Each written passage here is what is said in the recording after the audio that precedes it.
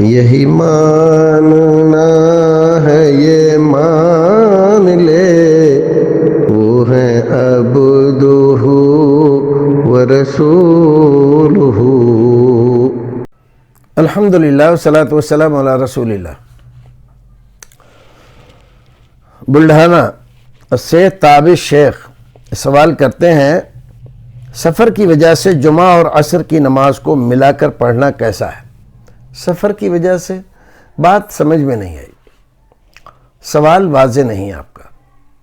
اگر مطلب یہ ہے کہ ایک آدمی مسافر ہے، دن جمعے کا ہے، تو اس نے نماز جمعہ کسی جگہ ادا کی اور جمعے کے نماز کے بعد اس کو نکلنا ہے سفر پہ، کیونکہ سفر میں جا رہا ہے اور سفر ایسا ہے کہ وہ یہ مان کر چل رہا ہے کہ عصر کی نماز کا کوئی موقع نہیں ملے گا مجھے، یا ایسی جگہ رہوں گا جہاں وضو اور نماز کی وہاں پر صورتحال بنے گی نہیں ٹھیک، اور اس طرح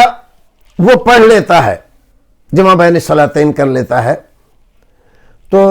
اس کی اجازت ہے، کر سکتا ہے سفر کی وجہ سے۔ رسول اکرم صلی اللہ علیہ وسلم نے مسافر کے لیے بہت ساری آسانیاں رکھی ہیں۔ وضو نہیں کر سکتا ہے تو تیمم کر لے، اسی طرح سے نماز قصر ادا کرے، اسی طرح سے جمع بین الصلاتین کر لے، اور بھی بہت ساری اس کے لیے سہولتیں رکھی ہیں شریعت میں۔ تو ان تمام سہولتوں پر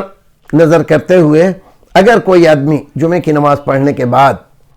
عصر کی نماز بھی اس خیال سے پڑھ لیتا ہے کہ عصر کی نماز کا وقت نہیں ملے گا راستے میں، اور جہاں عصر کی نماز کا وقت ہوگا وہاں وضو کرنے کی سہولت نہیں ہوگی یا نماز پڑھنے کی سہولت نہیں ہو پائے گی، تو اس سے پہلے ہی اطمینان سے پڑھ کر چلو تو پڑھ سکتا ہے۔ اگرچہ اس مسئلے میں اختلاف ہے جمع تقدیم اور جمع تاخیر کو لے کر،